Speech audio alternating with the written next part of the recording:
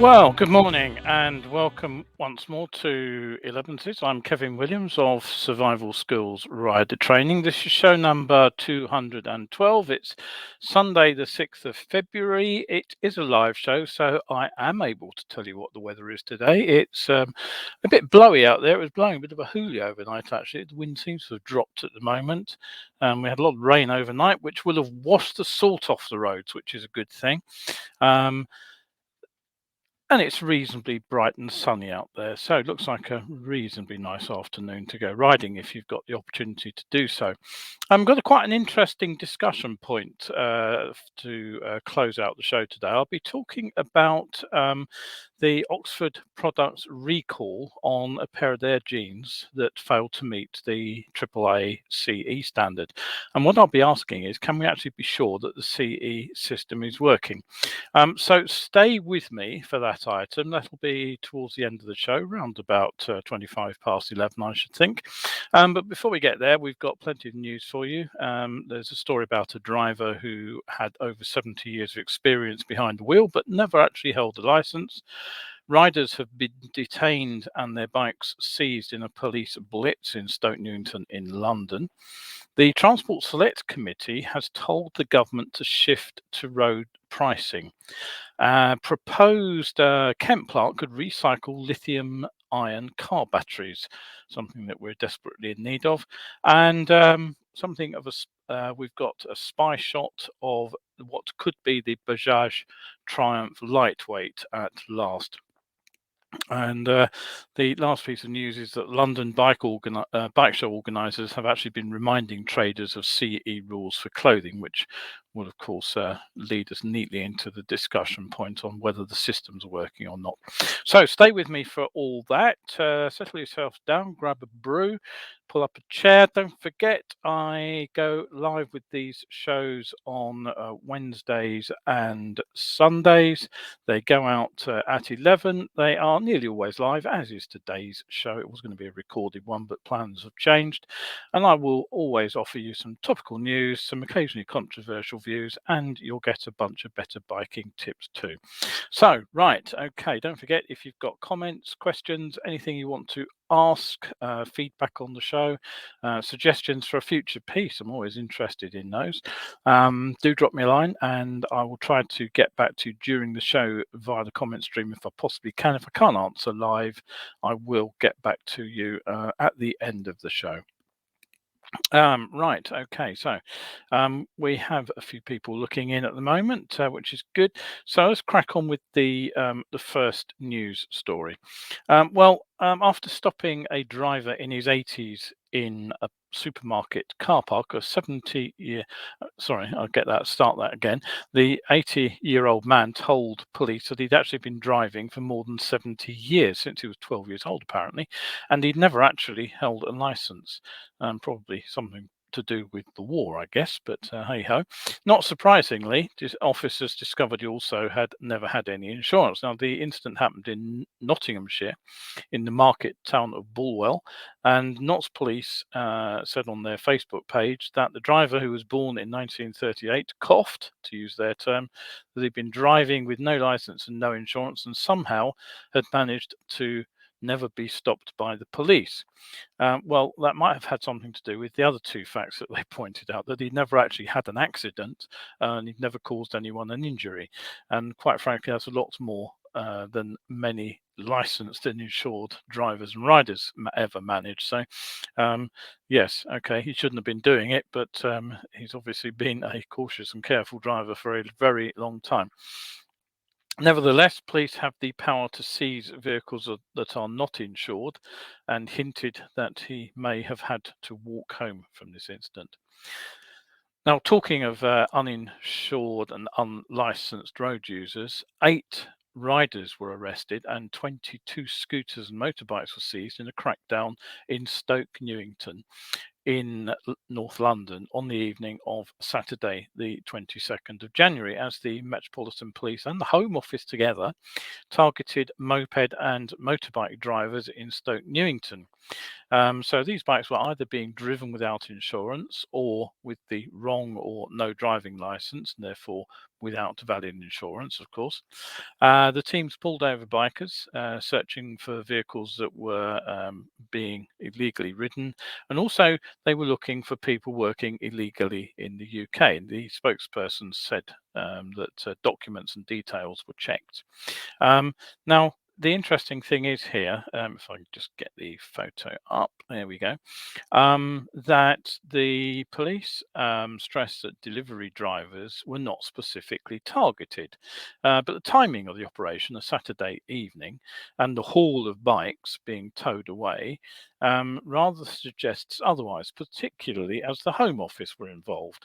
The delivery industry has acquired an unfortunate reputation for employing illegal immigrants because it's so easy to do the work. You just work through an app, basically. So the 8 riders actually were arrested on immigration grounds. There you can see some of the bikes being towed away with their delivery boxes on the back. And it's part of the government's attempts to tackle illegal immigration and the harm it causes by removing those with no right to be in the UK, said the Home Office. The Met said that the impounded bikes were taken to a police vehicle pound, and their owners will need to provide relevant documents and proof of valid insurance in order to take them away.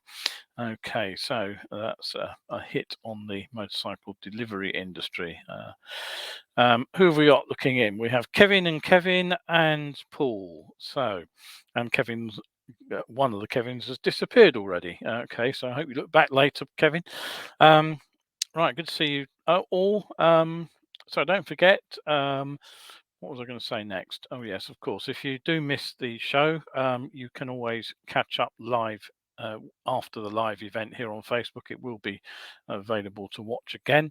And all the shows are also over on my YouTube channel, along with a lot of other videos I hasten to add, including my increasingly popular 60-second safety series of better biking videos. The YouTube channel is Survival Skills UK. Don't forget that all important UK on the end, or you'll find somebody lighting a fire with a pointy stick and that kind of thing. Do pop over there if you've missed any, if you want to catch up with any of these shows, or you want to see any of my other videos. But basically, set yourselves a reminder for 11 on Wednesdays and Sundays. Right, okay, so now over the last few years, I've been pointing out that the switch to electric vehicles would hit income from fuel duty. Doesn't take a genius to see that one. And with the move to EVs rapidly gathering pace as the sort of 2 years of pandemic have gone on, the Transport Committee that talks to government has concluded that the drop in fuel duty revenues from this shift to EVs actually requires urgent action, and that there is no viable alternative and to introducing road pricing if the UK is not to face an under-resourced and congested future. Now, I have to admit, I have been talking in terms of electricity being charged at a differential rate as soon as you plug a vehicle in.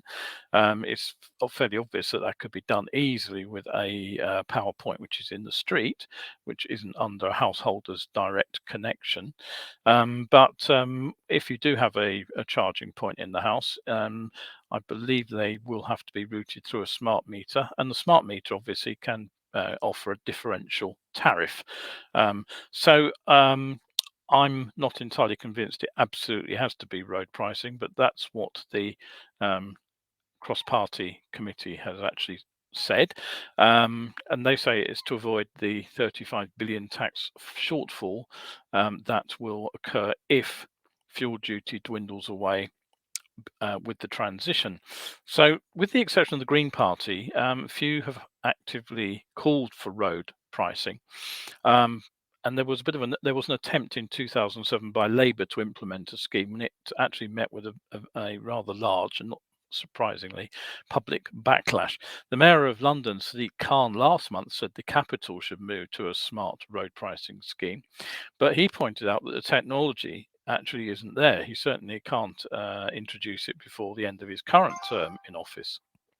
So, recognizing the political difficulty in its report published on Friday, the committee said new charges should entirely replace fuel duty and vehicle excise duty, which would be a good thing, because it would mean that those still using petrol engined vehicles would not get a double whammy from pricing and fuel duty. And frankly, replacing vehicle excise duty would cut out a lot of paperwork, I think. Um, and it should involve being revenue neutral, with most motorists paying more or less what they do now. Now, the MPs also said the government should consider the impact on vulnerable groups, and specifically those in rural areas, obviously, who do more miles than people who live in towns. And they need to ensure, of course, that data captured, because you'll be tracked up and down the roads via CCTV, of course, with number plate recognition in place, must be subject to rigorous governance and oversight to protect privacy. Well, there's a hope. It should also incentivize people to continue to use public transport, walk and cycle, the committee said, with driving set to become an ever cheaper option once the electric vehicle is bought. I frankly don't see how they reach the final conclusion there, because, of course, if you charge the same for electricity as you're charging for petrol, it's not going to be an ever cheaper option, is it? I mean, it's blindingly obvious. So sometimes I do wonder who writes this stuff. Um, anyway, the report calls on the Treasury and the Department for Transport to set up what they call an arm's length body to draw up a scheme by the end of this year. The RAC incidentally backed the call for road pricing, but warned against what they said is the temptation to create an over-complex system that's expensive to run. And they suggested that charges could be calculated and collected alongside vehicle insurance premiums, although quite how that would work isn't immediately obvious either, unless there would be a fixed charge depending on your declared mileage. The implication would be that you would have to declare your mileage at the end of each year, and then be retrospectively charged. Or possibly, rather like the tax system, you'd have to guess what your mileage is going to be and pay up front. Anyway, whatever, there are some interesting times ahead for roads pricing, that's for sure. Don't forget, if you enjoy the show, you can pop over to my coffee page. I'm just starting to put the 2020 posts up, which will mean that you will have access to everything at the moment from 2014 to 2019 on the Skills on Saturday and Tips on Tuesday posts. That's already 700 posts. There's another 100 for 2020 to go up. 2021 is, of course, up because I put them up. I dual posted them last year. 2022 is going up as well, of course. So there is an enormous resource there. And if you buy me a coffee, £3, you basically get access to all that for a month. I suspect you'll need rather more than a month to read it all. So do look in over on Coffee and see what we're doing. There's also plenty of free content if you just want to browse. So do go over there and have a look. Right, couple of comments here. Nick's looked in, and Kevin says, sounds like LOB. You'll have to enlighten me. I can't immediately think what LOB might be. Oh yes, all right, okay. Don't bother. I think I've got it. Right, okay. What are we going to do with all those lithium batteries from all those electric cars? Well, that's a question. Some people are saying they can't be recycled. That's not actually true. There are techniques already available for recycling, and new ones are being developed all the time. And in fact, the latest news is that a plant based at a site in Northfleet in Kent, one of the unloveliest parts of Kent, I would say, that was previously the site of the UK's largest coal-fired power station, is looking set to become the home to a new plant capable of recycling these lithium-ion batteries. And when completed, it should be able to recycle a minimum of 10,000 tonnes of batteries a year, which is actually equivalent to around 50,000 electric car batteries. The British technology startup British Volt and its backer, the metals and mining firm Glencore, are behind the move, and they plan to use 100% renewable energy to recycle the batteries at Britannia Refined Metals. Once up and running, with the opening plan for 2023 to 2024, I think it is, the plant will be capable of recycling a minimum of 10,000 tonnes a year. I've just said that. Oh, yes, I have just said that. Anyway, it'll complement the site at Blythe, where the car battery manufacturer actually plans to start production in 2024 to produce 300,000 battery packs for electric cars each year. So clearly there's still a bit of imbalance between new batteries and old batteries coming out of use. But given that they do have a lifetime of a number of years, that's not too worrying just yet. Recycling is of course essential, as already millions of batteries are ready to drop out of use in the next year or so. So estimates put the figure for the next decade at, in fact, 12.85 million tonnes. The joint venture will create what is said to be a truly sustainable battery value chain, create jobs, and develop new battery recycling technology. Right now, there are no substantial facilities for recycling lithium-ion batteries in the UK, and so they need actually to be exported to Europe. Okay, so good stuff. But if you're still looking to get your petrol engine fix, you may want to take a look at this.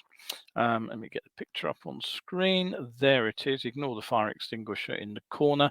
The bike we're looking at may be the Bajaj built, Triumph designed lightweight motorcycle that's been promised so long. We don't know anything about it other than it was spotted on the roads by YouTube blogger Moto Bob, and you can watch his video online on YouTube if you go searching for it. But naturally, it's given a big stir to the pot as to exactly what lurks inside this single cylinder bike. Now, if we skip forward to the another one of the photos he took, you might ask, why is it thought to be the Bajaj Triumph? Well, have a look at the triangular engine casing down below the exhaust system, below the barrel there, and what you'll see is the triangular cutout as well. That all looks textbook Triumph. And the fins themselves also sort of look like half a Triumph Bonneville engine. So, well hidden on the black tank, there are also a couple of rubber knee pads. And apparently the headlight has also been identified as a Triumph part. Now, it's been suggested that the bike will probably get the name Scrambler, thanks to the hand guards on the handlebars, the mini screen that you can just see in the top of that picture there, and the high level sort of beak front mudguard. The 19-inch, 17-inch rear and front and rear wheel combination, plus those tyres, do tend to suggest that it's a road-going model with a nod towards the occasional gravel trail. Engine size. Now, one writer speculates it's a 500, and certainly the rather ugly, I think, sideways exiting exhaust is quite chunky, something that usually indicates a bigger capacity single, although it could be heat shielding, something that seems to be more and more important on these bikes. But it could be a 300 or a 350 if it was designed, for example, to take on the BMW 310 range. Now, what we do know is that the Indian and British manufacturers linked up as long ago as 2017, and they formally announced details of the partnership back in 2020, telling us that they would be delivering mid-capacity bikes, with the first Triumph Bajaj bikes to be launched this year. Now, what has been known for a while is that the motorcycles themselves will be managed by Bajaj Auto at its facility in Pune, and they'll be sold as Triumphs in both India and the UK, as well as other markets, presumably, and they will likely trade on the Triumph Heritage name. So the other thing we can speculate is that the bikes almost certainly exploit the sort of platform concept I've talked about, whereby more and more bike manufacturers build a range of affordable bikes utilizing either the same or very similar engines which fit into the same chassis, with perhaps minor modifications to the suspension at either end, to produce a range of differently styled bikes. The NC 700 750 series from Honda's the classic example, but you can probably think of plenty of others. Now, at the time, some thought that the middleweight designation would include bikes up to about 750 cc's. I must admit, I still have a lot of trouble thinking of 750 as a middleweight. But frankly, I'd say that with the launch of the 660 Trident last year, and that being fairly budget priced itself, the likelihood is that for the sake of costs, keep the bikes even cheaper than the Trident, that they'll focus on a single cylinder, and it won't be a twin either. Obviously, singles are cheaper to build than twins, and Triumph already had a series of twins, don't they? So it seems a bit unlikely that they'll go for a twin. It looks like they'll fill in the sort of heritage single end of the market. An upper limit of 500 cc's does seem more likely. Now, it appears the coronavirus pandemic has delayed things, as it was hotly anticipated that the first bikes from the partnership would be arriving this year. So with this sighting, it's likely it's a 2023 model, and it'll probably hit the shows this autumn. When it does arrive in the UK, it'll give Triumph a much needed entry model, frankly. It's something to attract new riders to a brand at a time when, let's be brutal, many of the riders who bought enthusiastically into the relaunched Triumph in the 90s are starting to reach the end of their own road. So it will be interesting to see how well it succeeds. Samantha's just said she's had to pop out and we'll catch up later. Right, see you later, Samantha. Right, okay, so moving on rapidly. Let's zoom in on this one. This won't get the detail in, but I'll just zoom in on the headline there.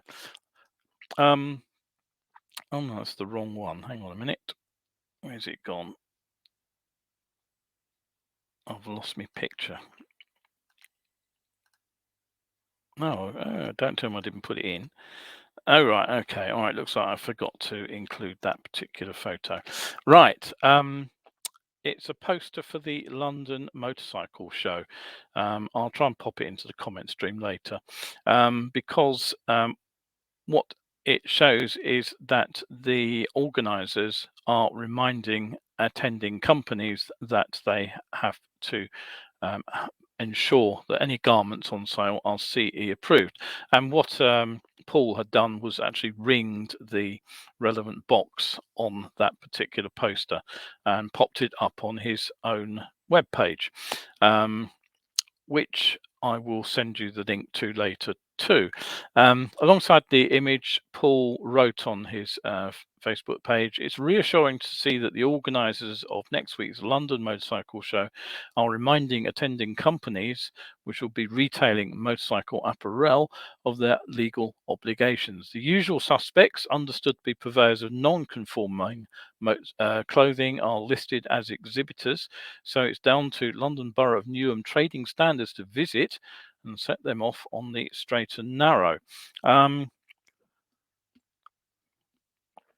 So Paul, as you probably know, is not just a regular on here, but one of the world's top experts on protective clothing and testing standards generally. And he's been working pretty hard behind the scenes to tackle the problem of non-approved riding kit, which should no longer be on the market here in the UK.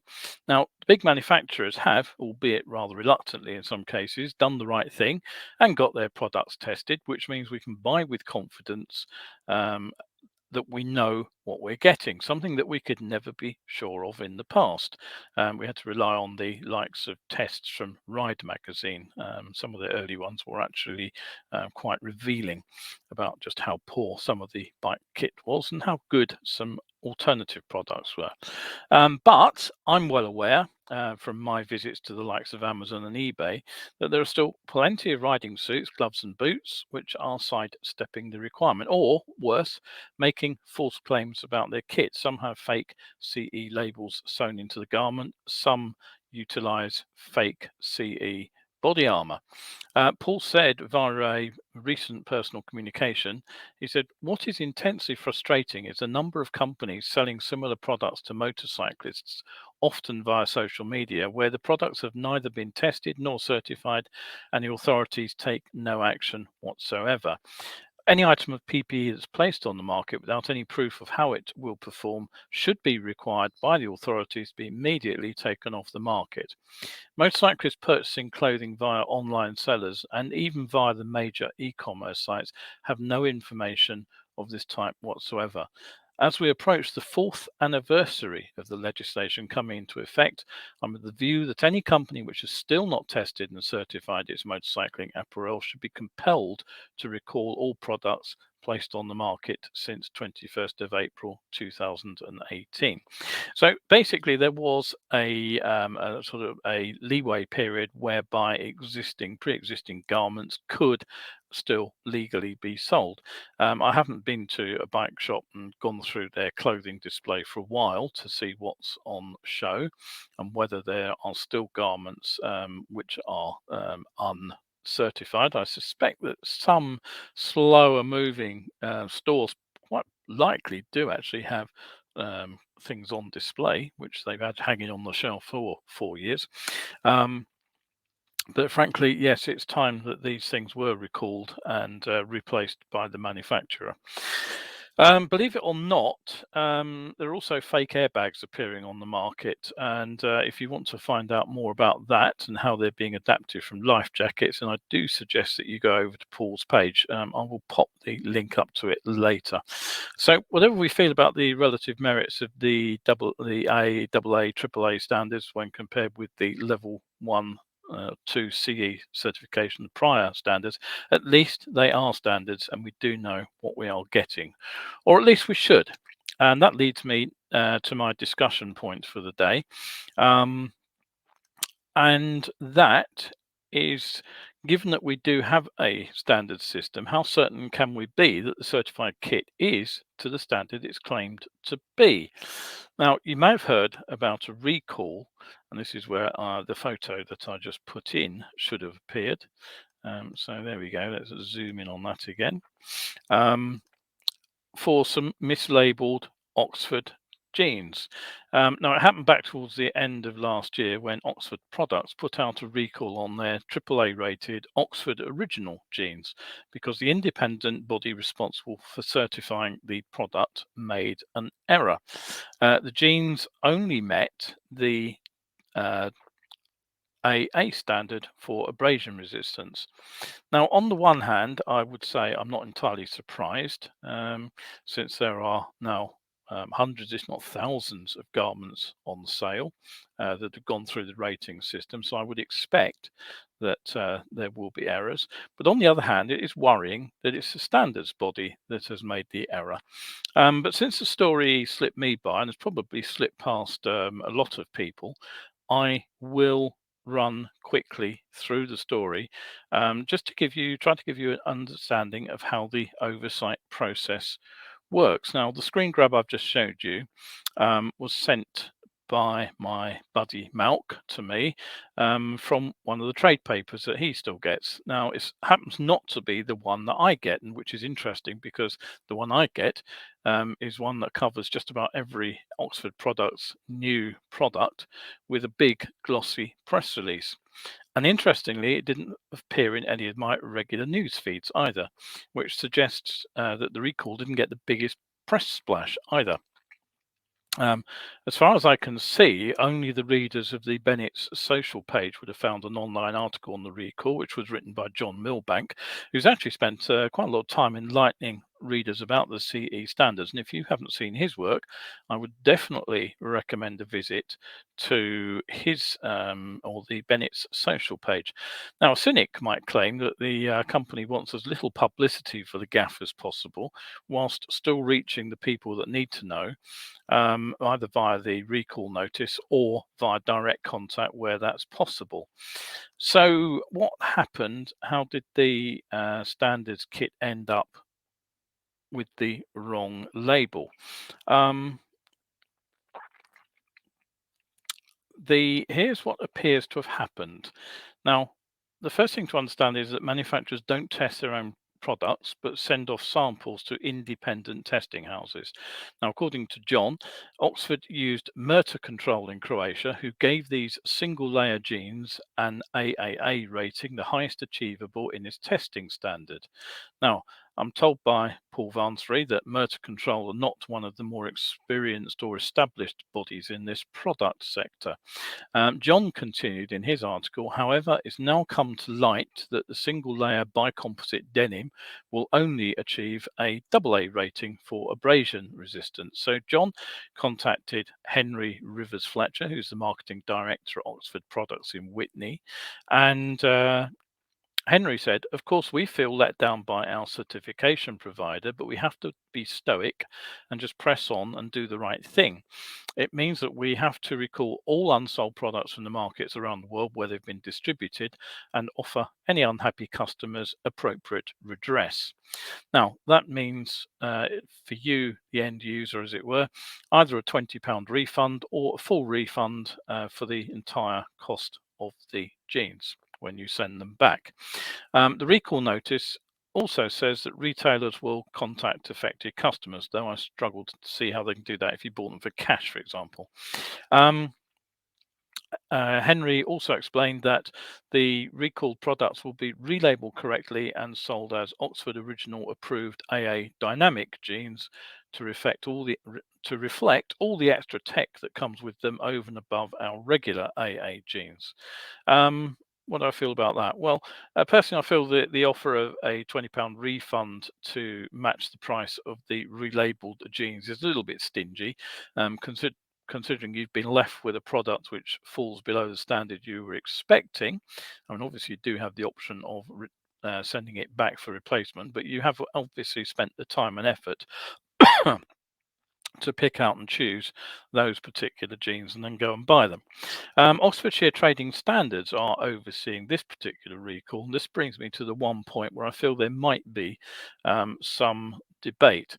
The matter is apparently being classified as a customer expectations issue rather than a customer safety issue by trading standards. The recall says that the jeans are perfectly safe to use, that this is primarily a labeling rather than a safety issue, and that the products remain fundamentally safe and fit for purpose.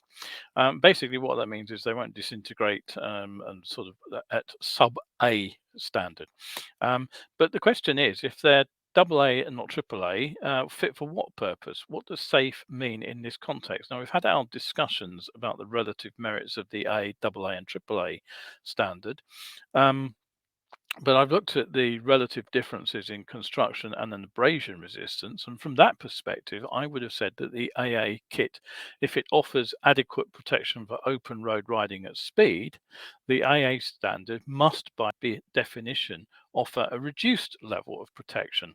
Um, how can I sort of give you a sort of an example of what I mean? Well, if you think about the NCAP car safety rating program, and you'd bought a car on the basis of the level that that car achieved in the tests, and then when you got it home, you were told actually the car doesn't meet the standard that it was said to when we sold it to you, I would say that's a safety issue. So considering this standards failure relates to the lower level of abrasion resistance, I'd say that's a safety issue too. Now, whether that is acceptable to the end user at the end of the day or not is another issue altogether. But I do feel that's not an entirely accurate assessment of the issue by trading standards. Moving on, though, the mislabeling does open up a range of questions, including the obvious one: how did Merter Control in Croatia get it wrong? Now, they actually declined to respond when asked by John Milbank, citing client confidentiality. And you might also reasonably ask how it was that Oxford didn't notice that the material was not up to the AAA standard during the design phase. Well, the answer to this is it appears that the data they were given on the completed garment was the one that they relied on, obviously, to rate the garment, and the test on the completed garment suggested that it did in fact reach the AAA standard. So, are Oxford the guilty party, or are they the victims of somebody else's cock up? Well, it seems quite clear that the error actually belongs to the testing house. When the material was tested elsewhere, as I understand it, it may have been a competitor looking to use the same material in their own product. It only achieved the lower standard, and so trading standards were alerted and the recall duly undertaken. Paul said, again in personal communication to me recently, he said, I have a certain amount of sympathy for Oxford products. He continues that to say that the company is actually set to and met its legal obligations. The product recall is what the legislation requires to be done, and it is entirely correct that Oxford products must also meet this aspect of their legal obligations. You may have one other question. How long would this error go undetected? The answer, I believe, and I'm sure Paul will correct me if I'm wrong on this, is I believe no more than a year, since the garment has to be resubmitted for testing annually. Although, of course, that does require that the testing house, if the same testing house is used, to have fixed whatever calibration or testing or clerical error they made first time round. So I would say that in this case, it does appear that the system checks and has worked properly, and the product is being withdrawn in accordance with the rules. Oxford products customers who've purchased the affected jeans now know that the jeans meet a lower level of performance than they were originally told. So, what to do? Well, if you do have a pair of Oxford Original approved jeans with a product code of DM209, you should contact the retailer in the first place, or speak to Oxford Products. I'm just popping the link up for you there. That should go up any second. Yes, there it is. So you have a telephone number to contact Oxford Products or their customer services email address. To just conclude on this, Oxford have commented, we just need space now to go through the process, look after our customers properly, and keep pressing on with the development of a replacement AAA product. So there you have it. I think that conclusively shows that the CE standard has achieved what it's supposed to do, not just define the standard, but perform the necessary checks and balances to maintain it as well. Right, okay, Paul has just corrected me. It's not every year, but it is every 5 years. Okay, I obviously misread that somewhere. Right, okay. So there we go. That's the quality, but you've got the word there from the man who knows this subject inside out. Right, okay, a couple of other comments. Kevin says that there's widespread awareness of CE levels. I would agree with you that. I think that there is some misleading retailing going on. Yeah, I wouldn't disagree with that. Paul also says that there we go, London Borough of Newham Training Standards have received a request calling for them to attend the show. That would be interesting. There we go. So you've got some details there. I suspect that more and more people are getting aware of the standards, despite what Kevin Paul says. You can't tell everybody. Some people still think that the non-approved stuff is as good as the approved stuff, and they may be right. But until it's tested, who knows? And that's the important point. There we go. So Paul says he's working on producing material to better inform riders. Funnily enough, I was pondering that myself, and Something else I was pondering, which Paul might be able to answer, is there some kind of standard information pack that potential manufacturers can go to just to find out what the requirements are in easy to understand terms, in terms of what they have to do, what hoops they have to jump through? I'm sure Paul know the answer to that as well. Right, okay. So just to conclude today. Don't forget the gift vouchers are still available. Um, they run till the end of February, and basically, what you do with those is you buy the gift voucher, you get um, more money back on the gift voucher than you paid for to get it at face value when you come to book a course. So basically, it's a way of saving some cash. You can give them away to other people, or you can use them yourself. The only thing I say is you have to use them by the end of November, but there's no need to pick a date just yet. You can pick a date whenever you like. The next webcast is on group riding. That goes out on Wednesday, the 2nd of March. And tickets to that cost £5. There's the link. Excuse me. That one's on group riding. The following presentation will be in April, first Wednesday in April. That will be the full Science of Being Seen one. And finally, just a big thank you to the small but select group who turned out to the in-depth Science of Being Seen.